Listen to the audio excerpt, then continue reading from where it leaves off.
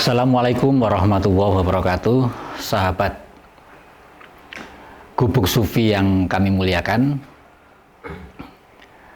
Pada malam hari ini kita akan menerangkan sedikit tentang channel baru kita ini. Jadi channel baru kita ini kita buat dengan tujuan bahwa kita nanti bisa belajar bersama terkait dengan pemahaman-pemahaman sufistik, pemahaman-pemahaman tasawuf yang ada di dunia juga di Indonesia. Kita ketahui bersama kawan-kawan bahwa masuknya ilmu tasawuf di Indonesia ini sudah sejak lama ya, bahkan mungkin sejak awal berdirinya kerajaan-kerajaan di Nusantara kita sudah mengenal adanya khasanah-khasanah sufistik berdasarkan atas cerita-cerita dari misalnya dari Sumatera, dari Jawa, terutama para wali-wali dulu, dan juga yang sekarang berkembang di pondok-pondok pesantren. Kita ketahui bersama kawan-kawan bahwa di dunia sufistik berkembang di abad ke-4, 34 Masehi, 34 Hijriah, di mana di situ muncullah tokoh-tokoh besar. Misalnya saja kita sebut Ibrahim Adam, Al-Junaid, Asyibli, dan juga yang lain-lain. Dan juga dunia sufistik ini kita memahaminya adalah sangat kontroversial, kira-kira begitu orang memahaminya. Kadang dimaknai juga secara berlebih-lebihan bahwa seorang sufi misalnya atau orang yang mengamalkan ajaran-ajaran tasawuf ini dikatakan bid'ah. Juga banyak yang mengatakan ajaran-ajarannya tidak sesuai dengan syariah dan sebagainya. Cuman kita akan nanti kita bahas secara mendalam di channel kita ini apa dan bagaimana sesungguhnya yang namanya tasawuf itu. Cuman yang pertama ini kita kenalkan diri dulu. Nama saya Muhammad Wildan, saya berasal dari Sidoarjo, dan alhamdulillah usia saya saat ini sekitar 50 tahun kawan-kawan. Jadi di usia ini banyak juga sudah sedikit banyak belajar tentang khasanah kesufian, tentang ilmu tasawuf, dan juga perkembangan-perkembangannya yang terkini.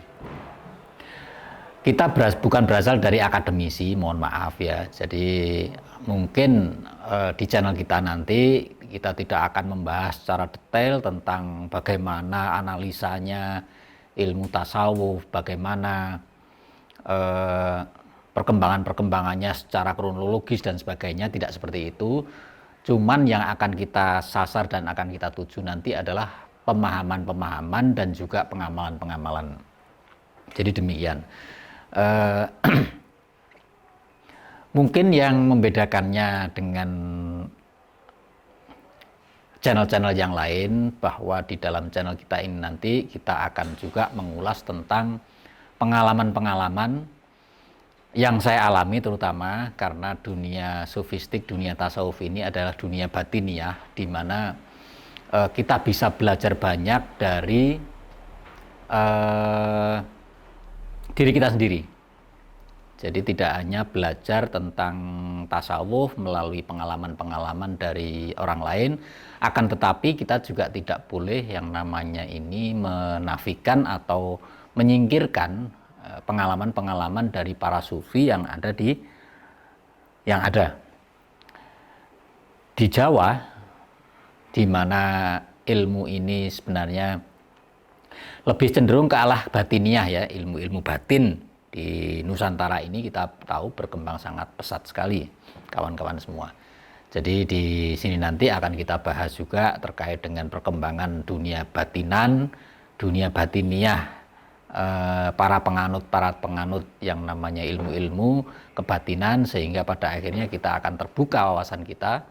Kita tidak memandang baik dan buruknya nanti, cuman praktek-praktek ya dari tradisi-tradisi sufistik yang ada ini kita bahas, kita wedar, sehingga teman-teman akan mampu memahaminya secara lebih luas. Nah, kawan-kawan semua yang dirahmati Allah Subhanahu wa taala, dari segi istilah sebenarnya sungguhnya bahwa sufi ini adalah kaum, ya, satu kaum gitu, yang sejak awal Rasulullah Shallallahu Alaihi Wasallam menjadi Rasul, itu mereka ini adalah berada di satu majelis begitu dengan Rasulullah, di mana mereka ini mengamalkan ajaran-ajaran Rasulullah dan secara bersungguh-sungguh ingin amar ma'ruf nahi mungkar. Juga di situ, di para sahabat-sahabat ini dengan kesederhanaan ajaran-ajaran yang ada di dalam agama Islam, ajaran sederhana hidup ini, misalnya zuhud, ya, ini dimaknai dengan disungguh-sungguh dijalankan oleh mereka gitu.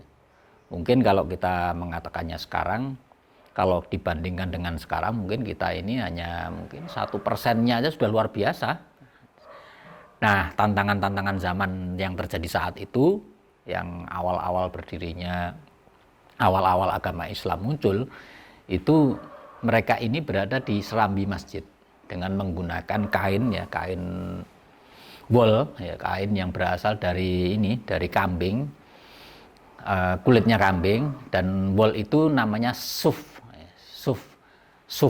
Suf itu artinya kain yang berasal dari wol. Nah, ini untuk menandakan, dan akhirnya disebutlah kaum ini kaum sufi. Dan ilmu yang dipelajari, diperdalam di abad-abad selanjutnya adalah namanya tasawuf, ya. Ilmu tentang bagaimana sebenarnya sisi dalam dari ajaran agama. Berbeda dengan ilmu syariah, ilmu hukum, yang namanya ilmu tasawuf ini kita lebih cenderung mengandalkan bagaimana misalnya memahami zuhud misalnya, waroi misalnya, khauf misalnya, roja dan sebagainya. Istilah-istilah itu nanti akan perlahan-lahan akan kita sampaikan sehingga teman-teman di era milenial sekarang ini tidak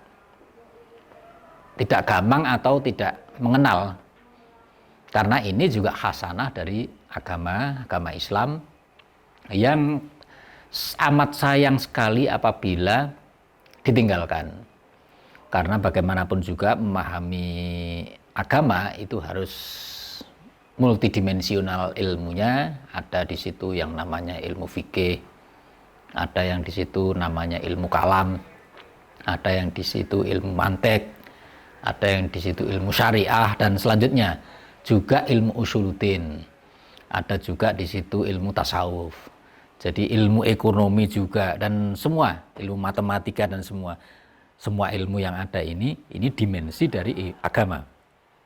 Jadi kalau kita memahaminya secara lebih luas seperti itu, insya Allah kita nanti menjadi umat yang cerdas dan juga insya Allah terbimbing oleh akal dan hati nurani, sehingga kita nanti beragama secara betul. Nah, kawan-kawan semua yang dirahmati Allah Subhanahu wa taala, mungkin awal-awalnya akan cukup sekian dulu, dan apabila ada pertanyaan atau usulan atau saran bisa ditempel di komentar, kawan-kawan. Jadi kami menunggu yang namanya ini respon balik, feedback dari teman-teman semua.